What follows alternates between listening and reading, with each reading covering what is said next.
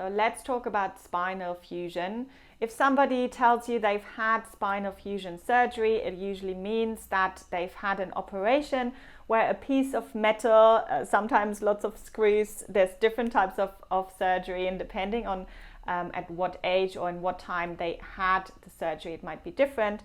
But what is important to know, it's an area of the spine that has been fixed with a piece of metal that usually cannot bend, and the purpose for it is that it's fixing the spine in a certain location. Obviously, first of all, they take some of this bend of the scoliosis out so that the vertebrae will actually fuse together and that the spine will not move. The purpose of it being is that the scoliosis doesn't get worse. So it's important for you to know as a yoga teacher that if a certain section of the spine has been fused, of course the student will have lost some, maybe all of their flexibility in this area.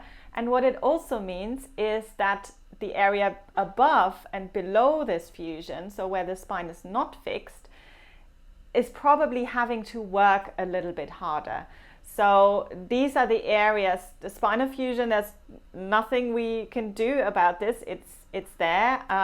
But what we need to be mindful of is those sections above and below, and maybe being a little bit more mindful about some of those movements that we are creating in this area, really focusing on a lot more strengthening and creating support rather than encouraging too much flexibility.